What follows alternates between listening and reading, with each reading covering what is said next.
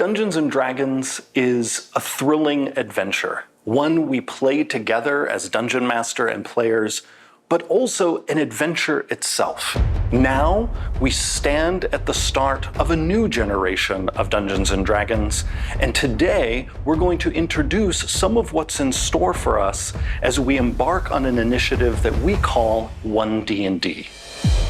Growing up, I loved fantasy, but I never saw myself as the hero because I didn't think it was possible for someone who looked like me, who acted like me, who was like me, to be that hero.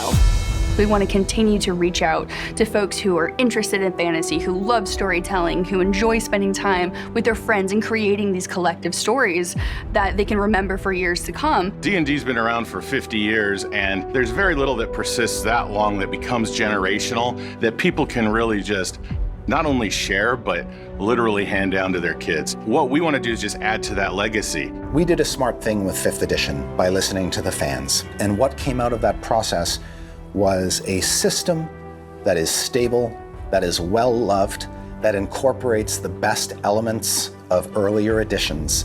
Now that we have that, we are no longer in the position where we think of D&D as an addition.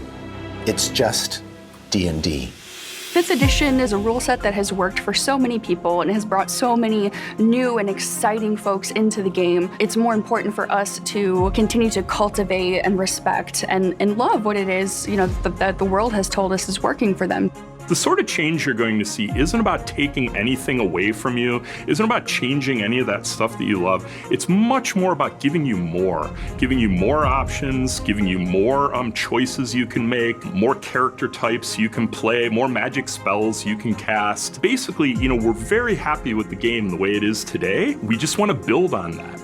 We're revising the major core rulebooks that every player uses, the Player's Handbook, the Dungeon Master's Guide, the Monster Manual. One of my focuses, specifically, is the Dungeon Master's Guide. I'm going to make some structural changes to make it more friendly to new DMs. When it comes to art for D&D, it's about as versatile as our players. We want to show that the person you are can appear in the worlds of Dungeons & Dragons. That's what 2024 holds, is this promise of getting new versions of the books that are the game you know, but reflect where the game is presently. One D&D has 3 pillars, and one is the rule set, which is built on the base of 5th edition, but updated. We're building upon the rules that have been established, the storytelling, and expanding our world and our rule system. When we say building on top of 5th edition, what we mean is that all the adventures and supplements that have been released in the past 10 years will still be playable with the new evolution of D&D. Then there's D&D Beyond, which is the base of our digital tools and assists for players and DM. Currently, players are cobbling together all kinds of different apps and websites to have a true integrated D&D experience.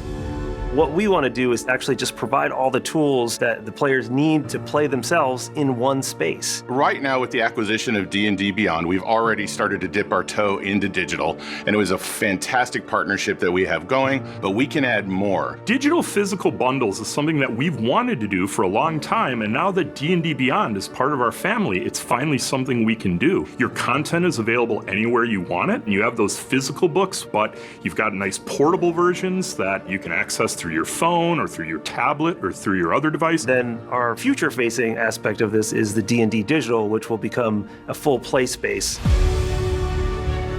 for you to have experiences that are more immersive. Right now we're in early development of our digital experience.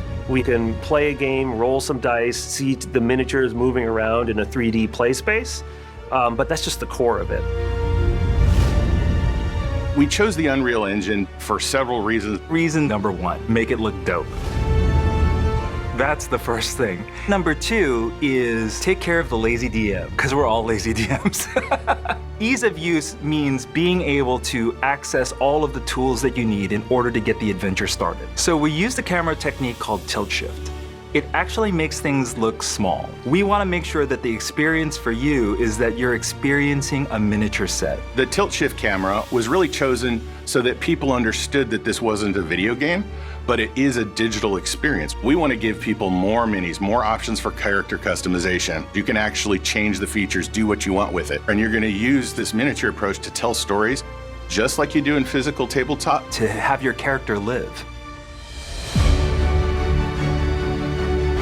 I'm transported there, but I'm not limited by the digital technology. We might give you a pre-made campaign from us that has an exciting castle or keep with a dungeon inside of it, exciting NPCs, but then you're going to be able to take this playset, take it apart, and build your own. We're going to have a really robust tool for you to be able to create your own dungeons. This is just the start of One D&D, and we are relying on all of you to help us out and figure out that future together. What you're going to be able to see starting in August is a steady release of these playtest packages where you'll be able to engage with key aspects of the game, provide us with feedback that then we will digest, process, interpret, analyze, and then act upon. Really, it's you shaping the next generation of Dungeons & Dragons, and we want to hear exactly what you have to say. Playtesting starts today. Go to dndbeyond.com, download the playtest packet, and get ready to let us know where you'd like this next leg of the adventure to go.